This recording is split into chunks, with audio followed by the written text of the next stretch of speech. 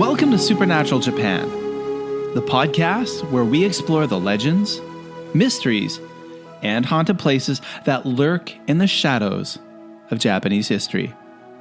I'm your host, Kevin O'Shea, and today we're diving into one of Japan's strangest and most settling urban legends, the Jinmenken, or human-faced dog. A creature both absurd and horrifying, a stray dog with the face of a man, capable of speech, sprinting through the streets of Tokyo at night. Some call it an urban myth. Others swear they've seen it. But whether you believe it or not, the Jinmenken reflects something deeper about Japanese culture and the modern fear of being seen and unseen. The Jinmenken legend began spreading through Japan in the 1980s, a time when the country was transforming rapidly.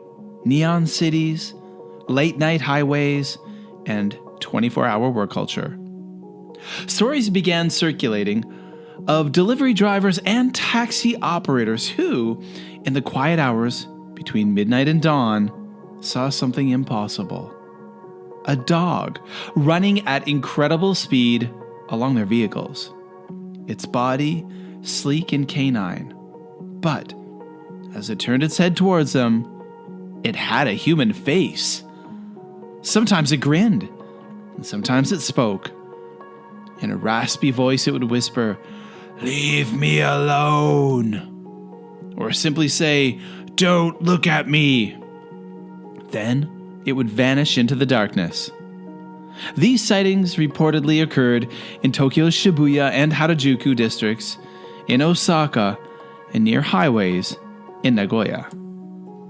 The story spread like wildfire among students and night workers.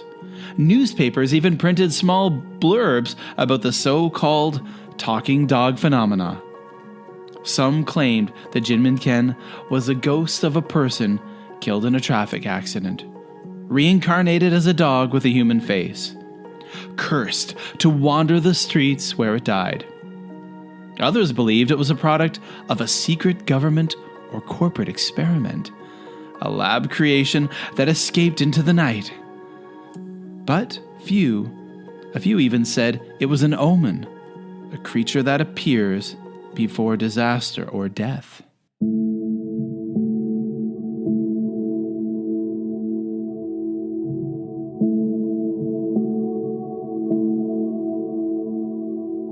But as strange as it sounds, the Jinmenken isn't entirely new. Japan has been telling stories of human-animal hybrids for centuries. In the Edo-period, which was 1603 to 1868, illustrated scrolls, or kawaraban, early tabloid-style woodblock prints, sometimes featured dogs with human faces, usually as omens of calamity or weird curiosities. Some Buddhist interpretations suggested that those who lived wicked or impure lives were reborn as animals with human features, punished for their karmic sins. In Meiji era, traveling sideshows, so-called human-faced dogs or snake women, were displayed as oddities, most likely fakes, of course, but the fascination was real. And that's something that we talked about in our episode about the ningyo, or mermaid, that was found in Japan. The air quotes mermaid, that it was probably most likely a Meiji era fake that was constructed of a lot of different parts of different animals and materials. So when 1980s Japan, with its flood of neon, concrete, and technology, revived the story, it wasn't creating something new. It was resurrecting something ancient, the spirit of curiosity, mutation, and karmic fear.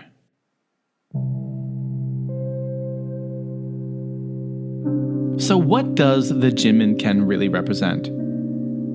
Folklorists often interpret it as a symbol of urban alienation. Think of the 1980s city, crowded yet lonely. Millions of people rushing through Tokyo's endless lights. But everyone's isolated. in their own worlds. The image of a creature that's half human, half animal, running unseen through the streets, resonates with the feeling of being disconnected, trapped between identities. In a sense, the Jinmenken is a mirror of the human condition in modern Japan.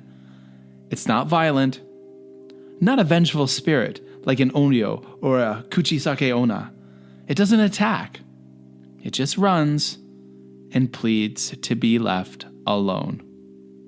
The legend's enduring power may come from that simple, haunting line. "Don't look at me." It's the cry of something that shouldn't exist, yet can't stop being seen.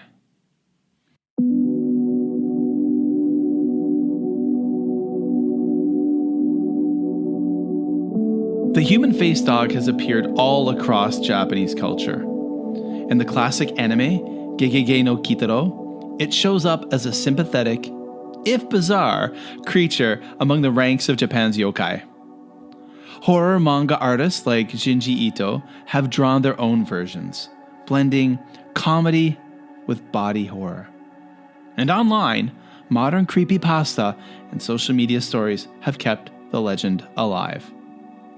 There are even supposed video clips and photos circulating online showing blurry proof, air quotes proof, of the Jinmenken sprinting through tunnels or highway exits, though most are hoaxes, special effects, and obviously just don't really look very real.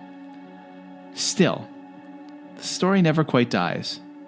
Like Japan's other great urban myths, Kuchisaka Onna, Teke Teke, and those are two we've done previous episodes on Supernatural Japan, and Hanako-san, which people have asked me to do a future episode on. It speaks to a modern fear of mutation, isolation, and being caught between worlds. So, if you ever find yourself driving late at night through the empty streets of Tokyo or the winding mountain roads of Nagoya, and something runs alongside your car just out of sight, resist the urge to look. Because if you do, and the dog turns towards you with human eyes, you might hear it say, "Leave me alone." And if you do, you better listen. Thanks for listening to Supernatural Japan. If you enjoyed this episode, be sure to follow us on Apple Podcasts, Spotify, or wherever you listen. And if you'd like to help the show grow, please leave a review. It really makes a difference. If you want to see photos of what a human-faced dog might look like, please follow the podcast on Instagram at Supernatural Japan, and you can find lots of pictures there. Check out our Facebook group. If you like Facebook, there'll be photos and other things there as well. Now, myself, Kevin O'Shea, your host, I'm on Blue Sky and X at Mad for Maple, posting about spooky things and mostly things from around Asia that aren't spooky. Now, of course, there's not much time left in spooky month. Spooky season is almost over. November is quickly approaching. So please help our podcast grow by recommending it to your friends and following our social media. Now, you can shoot me an email anytime you want at supernaturaljapan@gmail.com with ideas, stories, or your own weird, spooky experiences anywhere in the world. I'd love to hear from you. You can support the show on Buy Me a Coffee with a one-time donation, or you can become a member. Links are in the show notes. Until next time, keep your lights low and your curiosity high. This is Kevin O'Shea, signing off from Supernatural Japan.